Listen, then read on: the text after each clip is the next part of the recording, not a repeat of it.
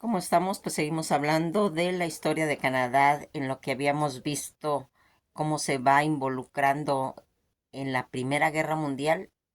y después entra a la Segunda Guerra Mundial, que comienza con toda esa invasión que se va a hacer a Alemania en Polonia el día 1 de septiembre de 1939, aunque todo lo que eran las fuerzas canadienses armadas terminaron participando en casi todo, pues todos esos teatros de guerra de el Reino Unido, la mayoría pues en el enfoque que estuvo focalizado en Italia, todo el noreste de Europa y el Atlántico Norte, en un total de casi 1, millones de canadienses van a servir al ejército canadiense, de la Marina Real Canadiense y de la Fuerza Real Aérea Canadiense en fuerzas de todo el imperio, sufriendo casi unos 42,000 bajas, mientras que otros 55,000 resultaron heridos. Toda esta situación durante lo que es la Guerra de Canadá fue un objeto, pues un ataque directo durante la Batalla de San Lorenzo, en el que todo ese bombardeo en un faro en Esteban Point, en la Columbia Británica, que va a ir dando margen a los costes financieros que se van a suscitar, que ascendieron a más de 21,8 mil millones de dólares, casi entre 1939 a 1950, para cuando va a terminar todo lo que es la guerra. Canadá tenía la cuarta fuerza aérea y la tercera armada más grande del mundo. Fíjense nada más la magnitud. Por eso es ese enojo al no ser reconocido, porque cuando se habla de la Primera y Segunda Guerra Mundial, nunca se menciona Canadá. Toda esta situación en la que todas estas pérdidas que se fueron suscitando, la Marina Mercante Canadiense va a realizar más de 25,000 viajes por todo lo que es el Atlántico, y más de 130,000 pilotos aliados fueron entrenados en Canadá gracias al plan de la formación aérea de la Comunidad Británica. Toda esta situación durante el día D y el 6 de junio de 1944, y la tercera división canadiense, que desembarcó en la playa de Juno, en Normandía, junto con todo lo que fue la fuerza aliada de la Segunda Guerra Mundial, pues tuvo ese efecto cultural, político y económico pues muy significativo en Canadá, estando la crisis de reclutamiento en 1949, que afectaría a toda la unidad entre los francófonos y los angloparlantes. Todo ese esfuerzo bélico, realizando y reforzando la economía canadiense en los estatus mundiales de Canadá. Todo lo que se hizo en esta declaración de guerra de Canadá al Tercer Reich en Alemania, cuando el Reino Unido le declara la guerra a Alemania en agosto de 1914. Canadá pues era un dominio del Imperio Británico y solo podía gestionar sus asuntos nacionales, así como se unió automáticamente desde la Primera Guerra Mundial. Después la guerra del gobierno canadiense quiso pues en cierta forma impedir que se repitieran las crisis de reclutamiento de 1917, que dividió al país y a los canadienses francófonos y angloparlantes. Tras de firmar el Parlamento lo que decidiría en 1922 el primer ministro William Lyon Macarthur, y King evitó la participación de la crisis de Canaán, ya que todo lo que sería ese parlamento de canadienses no se habían reunido. Los estatutos de Westminster en 1931 le van a conceder a Canadá en cierta forma la autonomía, tanto política exterior, cuando el Reino Unido va a entrar a la Segunda Guerra Mundial en septiembre de 1939. Pues algunos expertos han insinuado que Canadá seguía en cierta forma vinculado a las declaraciones de la guerra británica, aunque él había hecho pues el nombre en cuestión de la monarquía común, pero el primer ministro Kim volvió a decir que el parlamento lo decidiría. Todo esto que sucedió en 1936, Kim dijo cuando estaba presente en el Parlamento, nuestro país se está viendo arrastrado a situaciones internacionales hasta el punto que a mí me parece alarmante. Eso lo comentó tras el gobierno como el pueblo que mostraron reticentes a participar en todo lo que serían esas guerras europeas, en parte debido pues a todo lo que habían sido esas crisis de reclutamiento en 1917. Tanto King como el líder de la oposición Robert James Manion declaró su oposición al reclutar las tropas para que sirvieran al extranjero en marzo de 1939. Mas, sin embargo, King no había cambiado su opinión y en 1923 de que Canadá participara en la Guerra del Imperio, lo hicieron o no Estados Unidos en agosto de 1939. Su gabinete franco-canadiense, incluidos hasta, estaban unidos para la guerra de una manera que pues probablemente no lo hubieran estado durante la crisis de Múnich, aunque tanto los miembros del gabinete como los países que estaban pues basado todo este apoyo, aparte de la esperanza y la participación canadiense, serían limitadas. Estaba claro que Canadá elegiría participar en la guerra o no antes de la invasión de Polonia, que sería el 1 de septiembre de 1939, cuando 4 días después de que el Reino Unido declara la guerra el tercer día de septiembre de 1939, se convocó al Parlamento con una sesión especial y tanto King como Manion declararon su apoyo a que Canadá siguiera el ejemplo del Reino Unido, pero no declararon la guerra al instante, en parte para demostrar a Canadá se iban a unir por iniciativa propia y no porque estaban obligados pues a ir a la guerra, a diferencia de 1914, que la guerra llegó de sopetón al gobierno, que había preparado varias medidas de control de precios, racionamientos y censuras. Se volvió pues a aplicar la Ley de Medidas de Guerra de 1914 y después de 2 días de debate en la Cámara de los Comunes, se aprobó que el día 9 de septiembre de 1939 una declaración de respuesta pues al discurso del trono que otorgaba pues esas autoridades para declarar la guerra al gobierno del rey. Un pequeño grupo de legisladores de Quebec intentó enmendar el proyecto de la ley y el líder de la Federación de la Mancomunidad Cooperativa de World declaró que parte de su partido se oponía. Woodward fue el único parlamentario que votó en contra del proyecto de la ley y fue aprobada casi por unanimidad. El Senado también aprobó el dicho proyecto de esa ley ese mismo día y todo lo que sería ese Congreso del Ministerio redactó y una proclamación de guerra esa noche que el gobierno el general Lord Texmoor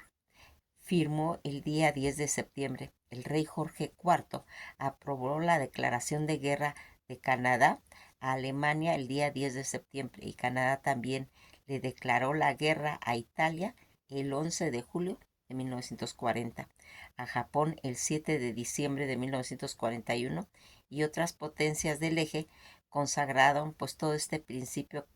que los estatutos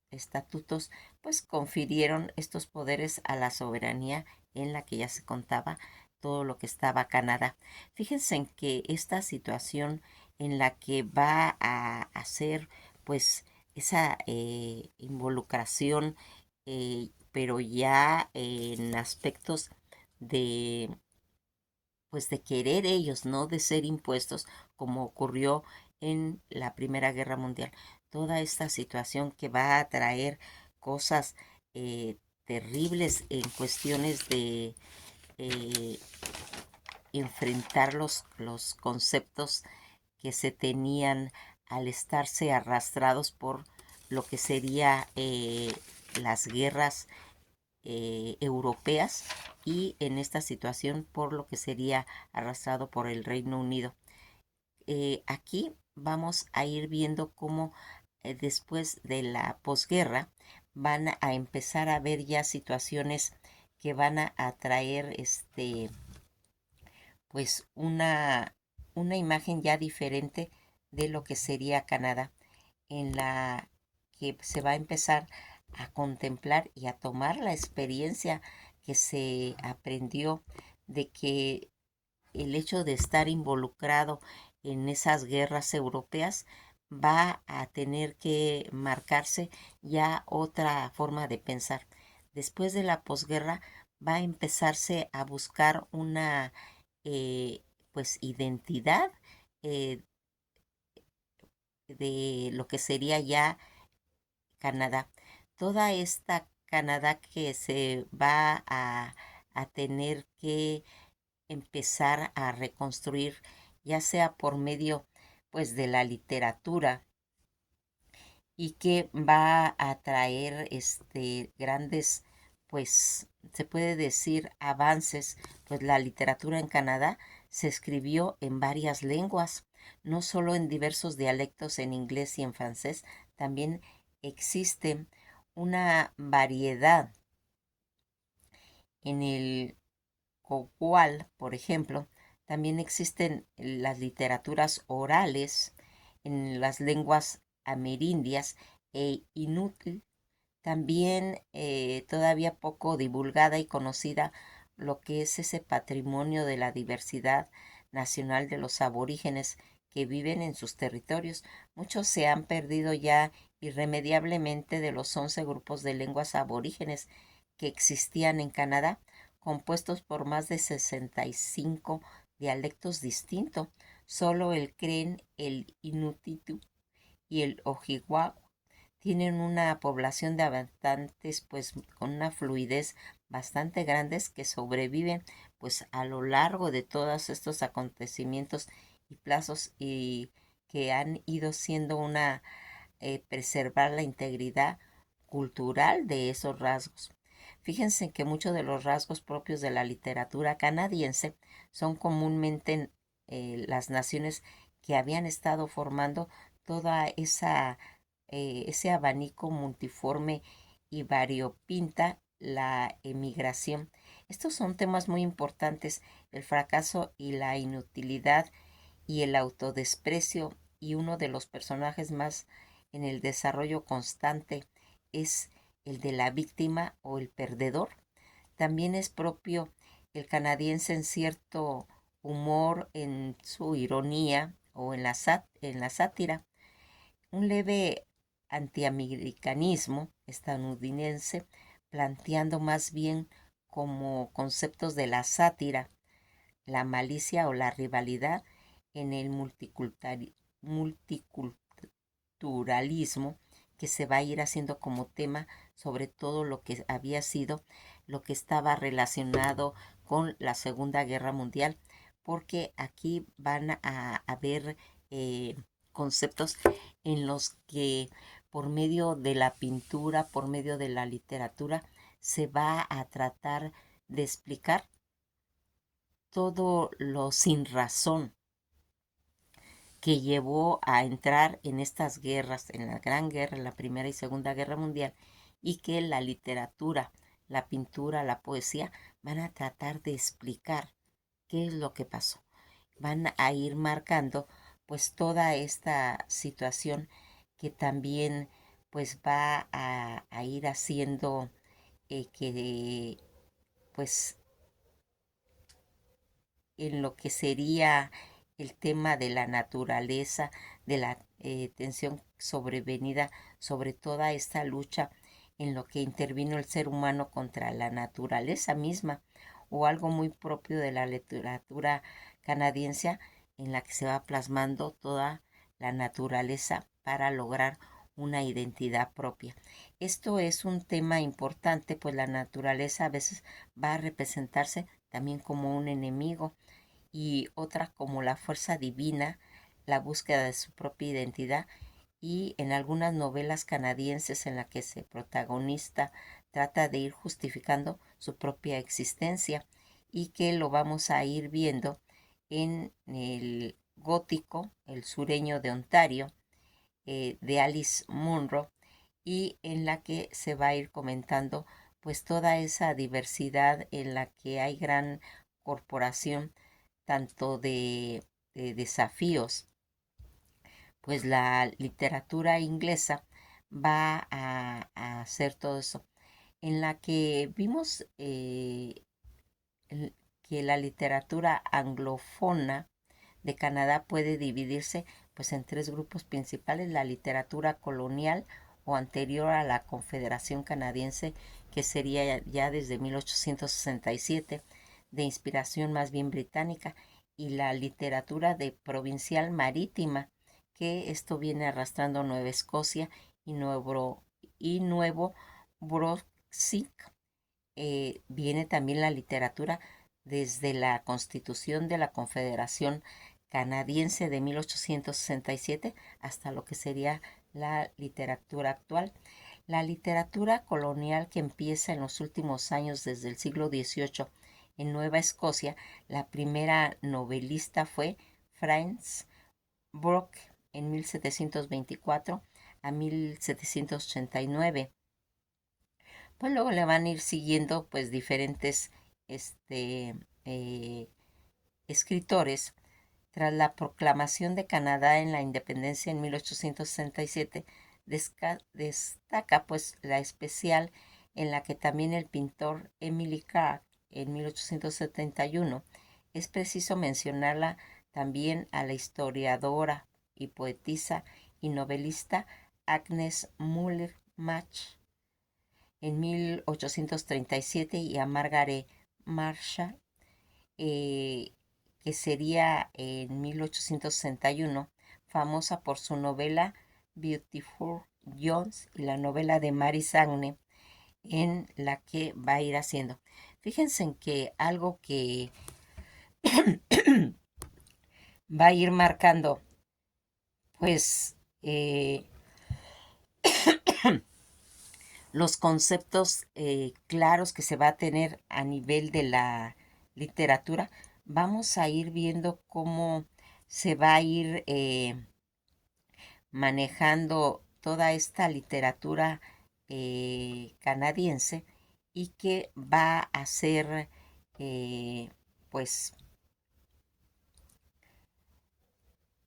algo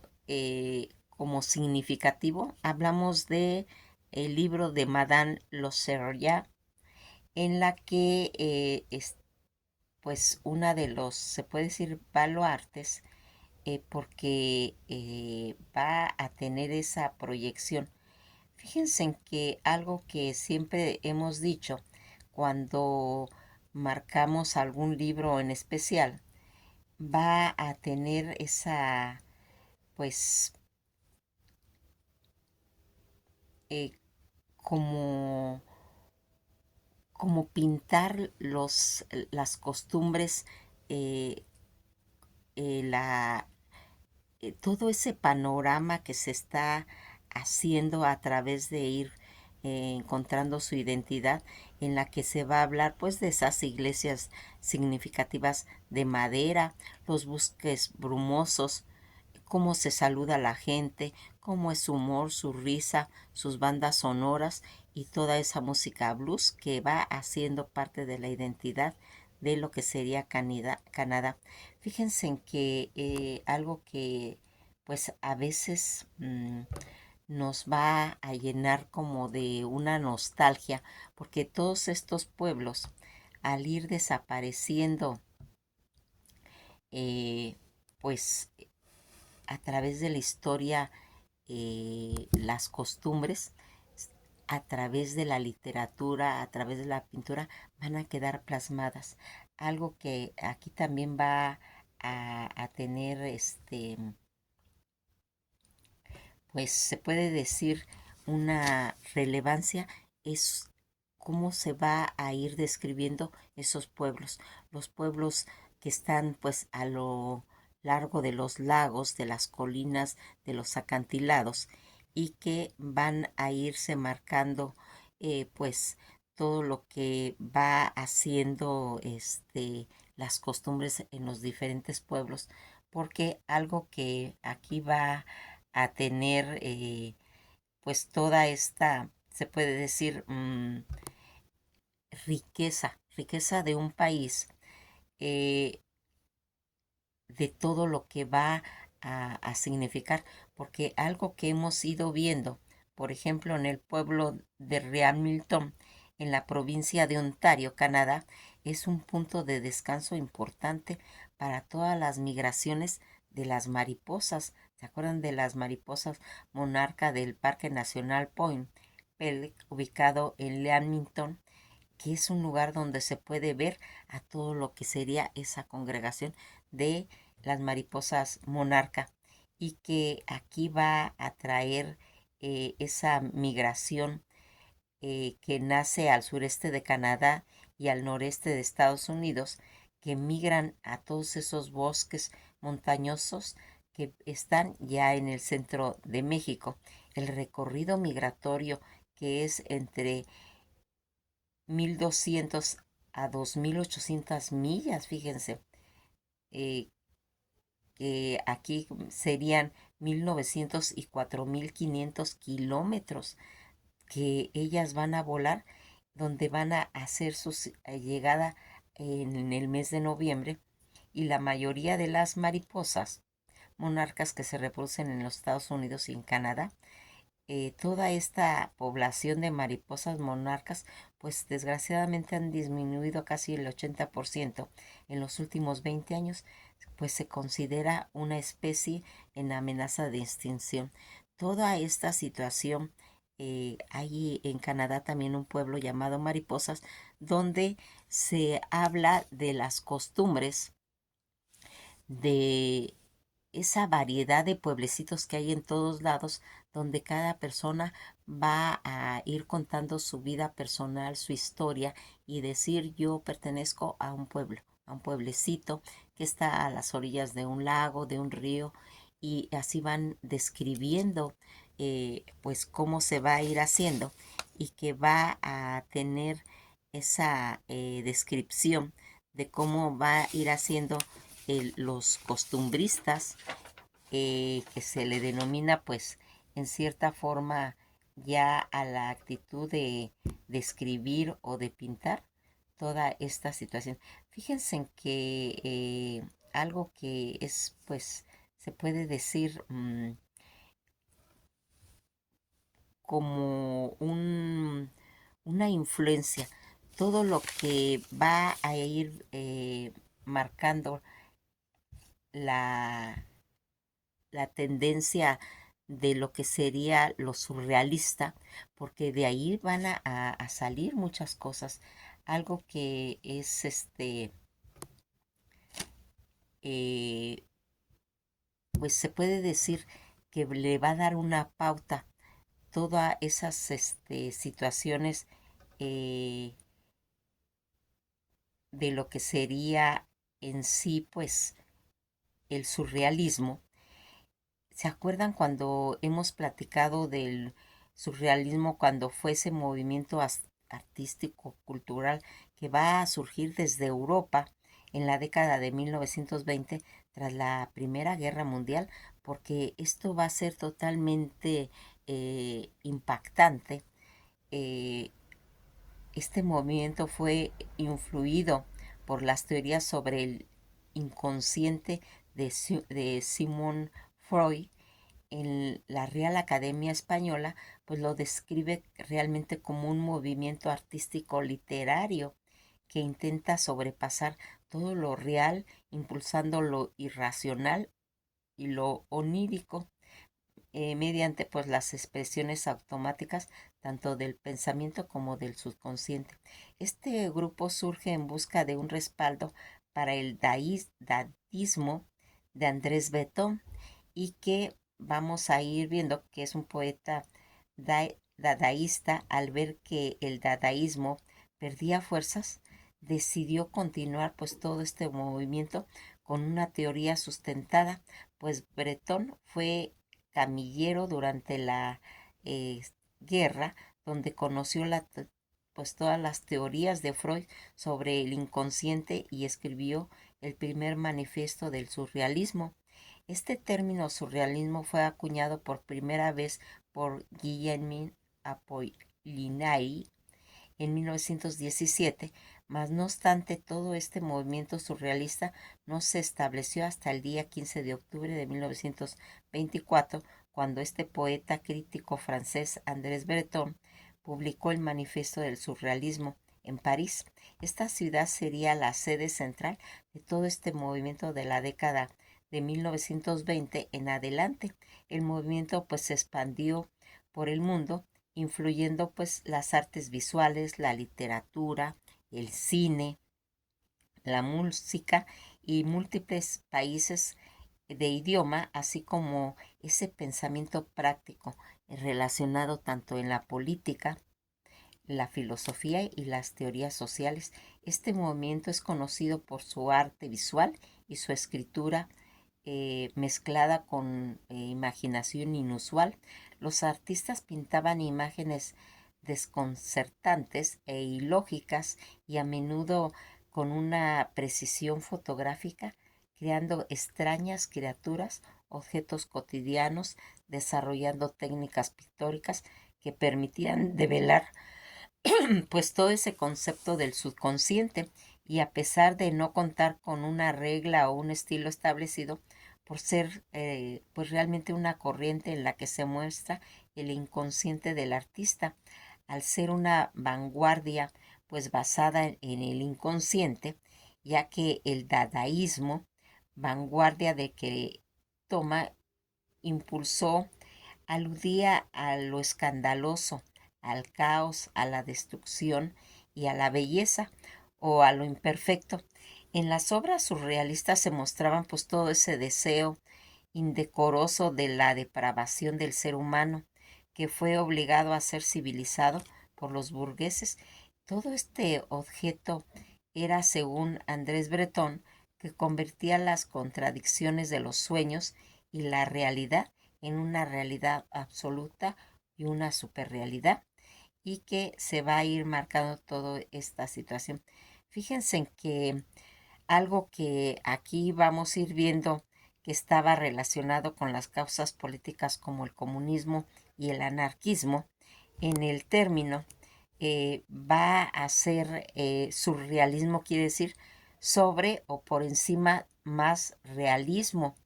Fue acuñado por el escritor francés Guillaume Apollinaire en 1917 en el programa de mano que escribió para el ballet en mayo de 1917, y que va a ir haciendo toda esta situación. Fíjense en que la ruptura con lo que sería la lógica del discurso, en lo que se va a empezar a cuestionar la razón, la ruptura del arte, fuente de rebeldía, y que va a ser pues importante para ir logrando eh, que en determinado momento esta corriente que va a atraer ese florecimiento a Canadá, y que va a ir también mencionándose como a través de todo lo que va a ir marcándose, va a ir marcando la influencia que va a tener en todos estos paisajistas canadienses, y que va a ser pues de importancia porque vamos a ver aquí cómo van a empezar todos esos pioneros paisajistas que van a ser impresionistas en cierto movimiento que genera pues acentos de imágenes que ya venían arrastrándose, porque pues va a empezarse a hacer una escuela de precesores del paisajismo, y que vamos a ir desarrollando pues más, con más lentitud para poder comprender. Miren, ahora les quise marcar toda esta influencia del surrealismo porque al conocer este concepto nos vamos a dar cuenta por qué al empezar ellos a realizar esos paisajes de su nación para lograr su identidad. Aquí pues tal vez un tipo de censura que podía haber es que no retrataban personas, no dibujaban a personas, sino nomás paisajes, ¿sí? Pero eso va a ser también lo que le va a dar la identidad a Canadá. Nos quedamos hasta aquí para empezar a ver ya lo que sería en los conceptos del paisajismo y poder tener ya una idea más concreta de todo lo que sería la vanguardia desde los años 20, que implicarían todo lo concepto que se estaba hablando de la sinrazón, de todo lo que había llevado a la Primera y Segunda Guerra Mundial en Europa y que arrastraría consecuentemente a Canadá. Nos vemos hasta el próximo video en la que vamos a ir ya tomando conceptos de qué es lo que va a formar ya hasta la actualidad todas esas experiencias que se tuvo de todas estas guerras arrastradas por los europeos a Canadá y que van a tener que ir cambiando sus conceptos y volviendo a incorporar nuevamente, rectificando errores. Pasen un día muy agradable y esto ha sido todo por hoy.